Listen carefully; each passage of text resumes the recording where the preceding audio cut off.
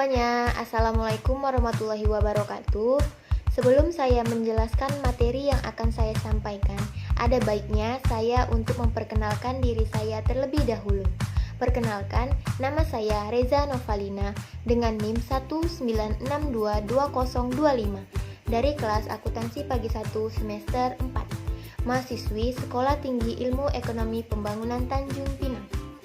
Dalam video pembelajaran kali ini, dengan mata kuliah Manajemen Keuangan di bawah bimbingan Ibu dosen Ibu Ulfa Oktavani Nasution SEMM, di mana kali ini saya akan menjelaskan materi tentang manajemen keuangan serta contoh penerapannya dalam kehidupan sehari-hari. Adapun agenda pembahasan yang akan saya bahas pada saat ini terdiri menjadi 6. Yang pertama, pengertian manajemen keuangan. 2. Tujuan, peran, dan prinsip. 3. Fungsi dari manajemen keuangan. 4. Tugas pokok manajemen keuangan. 5. Contoh penerapan manajemen keuangan dalam kehidupan sehari-hari. Oke, langsung aja kita masuk ke dalam pembahasan agenda yang pertama, yaitu pengertian dari manajemen keuangan. Sebelumnya, ada yang tahu nggak sih apa itu arti dari manajemen keuangan?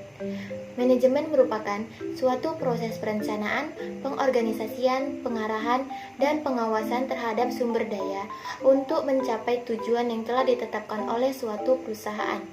Sedangkan keuangan merupakan suatu aktivitas yang berhubungan dengan pemerolehan dan pengelolaan dana secara efektif dan efisien untuk tujuan perusahaan. Maka dapat disimpulkan bahwa manajemen keuangan merupakan suatu aktivitas yang dilakukan dengan usaha-usaha untuk memperoleh dana dengan biaya yang diatur seminimal mungkin dan mengelola dana tersebut secara efektif untuk perusahaan. Pembahasan kedua yaitu tujuan, peran, dan prinsip dari manajemen keuangan. Tujuan dari manajemen keuangan ialah memberikan arahan kepada organisasi untuk memaksimalkan sumber daya yang ada secara efisien untuk meraih suatu tujuan. Tujuan utama dari manajemen keuangan secara komprehensif yang pertama, memaksimalkan keuntungan dengan menekankan biaya agar tujuan dapat dicapai secara efektif dan efisien.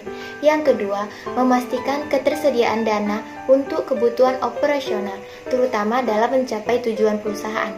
Yang ketiga, sebagai alat pengawasan, kontrol, dan perencanaan, terutama dalam hal pengadaan dan pemanfaatan dana. Yang keempat, memastikan keamanan dalam berinvestasi dan memanfaatkan aset yang ada. Selanjutnya, peran. Peran dari manajemen keuangan sangat penting dalam menjalankan sebuah perusahaan, baik bagi seorang pemimpin ataupun seorang karyawan. Peranannya antara lain yang pertama, membuat rencana pemasukan dan pengeluaran dalam periode tertentu. Yang kedua, sebagai tindak lanjut dari perencanaan keuangan dengan membuat detail pengeluaran dan pemasukan. Yang ketiga, mengelola keuangan sehingga dana dapat digunakan secara maksimal dengan berbagai cara. Yang keempat, mencari sumber dana untuk perusahaan. Yang kelima, mengumpulkan dana dan menyimpan dana. Yang keenam, mengevaluasi sistem keuangan pada perusahaan. Yang ketujuh, melakukan audit internal agar tidak terjadi penyimpangan. Baik, selanjutnya ialah prinsip dari manajemen keuangan. Prinsip manajemen keuangan terdiri menjadi 7 prinsip. Yang pertama, konsisten. Yang kedua, akuntabilitas. Yang ketiga, transparansi. Yang keempat, kelangsungan hidup. Yang kelima, integritas. Yang keenam, pengelolaan. Yang ketujuh, standar akuntansi. Pembahasan yang ketiga yaitu fungsi manajemen keuangan. Fungsi dari manajemen keuangan ada 3. Yang pertama, keputusan investasi, merupakan keputusan terhadap aktiva apa yang akan dikelola oleh lembaga, serta keputusan yang paling penting di antara ketiga bidang keputusan, karena akan berpengaruh langsung terhadap yang pertama, besarnya rentabilitas investasi. Rentabilitas itu merupakan kemampuan untuk pengembalian investasi. Yang kedua, aliran kas lembaga, bahwa ternyata setiap keputusan investasi mempengaruhi arus kas di waktu yang akan datang. Fungsi yang kedua yaitu keputusan pendanaan, merupakan keputusan yang berkaitan dengan penetapan sumber dana yang diperlukan dan penetapan timbangan pembelanjaan yang terbaik.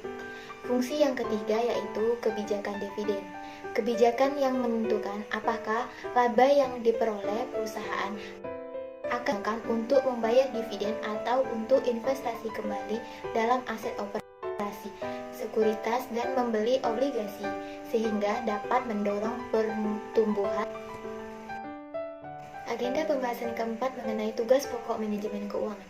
Tugas pokok manajemen keuangan antara lain keputusan tentang investasi, pembiayaan kegiatan usaha, dan pembagian dividen suatu perusahaan. Dengan demikian, tugas manajer keuangan adalah merencanakan untuk memaksimumkan nilai perusahaan. Kegiatan penting yang lain yang harus dilakukan manajer keuangan menyangkut 4 aspek.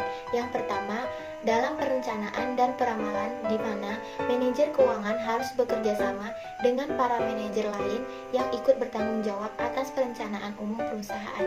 Yang kedua, manajer keuangan harus memusatkan perhatian pada berbagai keputusan investasi dan pembiayaan serta segala hal yang berkaitan dengan yang lainnya.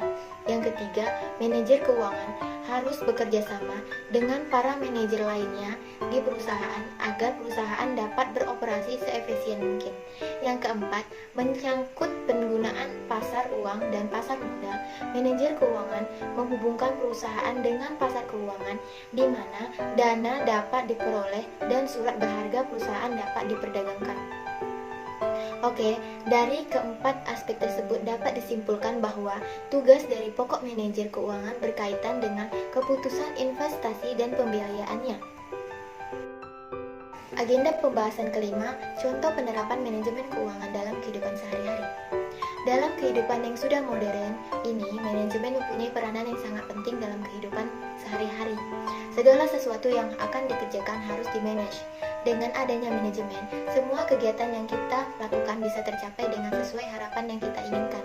Karena semua sudah terencana, maka tidak ada yang terbengkalai, sehingga akan sesuai dengan apa yang telah kita rencanakan sebelumnya. Dari pengertian yang manajemen keuangan yang sudah saya sampaikan sebelumnya, dapat diambil kesimpulan bahwa manusia itu tidak dapat dipisahkan dengan manajemen. Tapi masih banyak orang yang mengira manajemen itu hanya dapat dilakukan pada kegiatan-kegiatan formal dalam perusahaan maupun organisasi formal lainnya. Padahal nyatanya itu manajemen dapat dilakukan oleh siapa saja dan di mana saja. Manajemen tidak terbatas pada sebuah organisasi, tetapi bisa juga untuk diri sendiri dalam melakukan suatu pekerjaan. Baiklah, di sini saya akan mengambil contoh yaitu usaha kecil. Meskipun usaha yang dikelola masih pada skala kecil atau menengah dengan proses yang mudah dan sederhana, usaha kecil hendaknya menerapkan manajemen keuangan yang lebih baik sejak awal. Dengan memiliki manajemen keuangan yang baik, maka akan mempermudah mengontrol arus keuangan. Banyak pengusaha kecil yang berpandang jika manajemen keuangan dapat berjalan dengan sendirinya, selaras dengan jalannya usaha. Jika usaha berjalan dengan baik, maka keuangan usaha juga akan baik.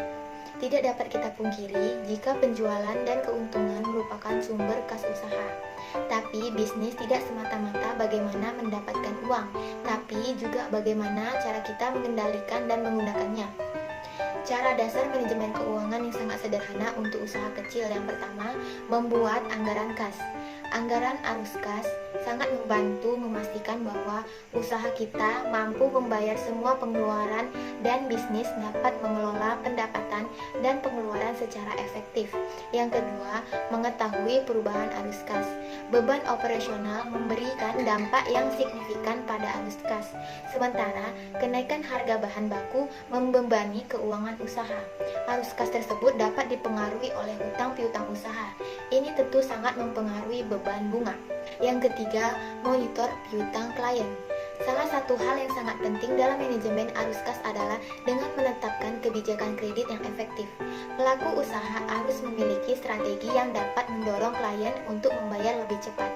Selain itu juga ada cek status hutang, memotong biaya operasional, memanfaatkan kredit dengan efektivitas, kelebihan kas untuk pengembalian usaha. Oke, sekian dari apa yang saya sampaikan mengenai materi manajemen keuangan. Apabila ada salah dalam penyampaian kata, saya mohon maaf. Semoga apa yang saya sampaikan dapat bermanfaat buat teman-teman semuanya. Sekian dari saya, terima kasih. Wassalamualaikum warahmatullahi wabarakatuh.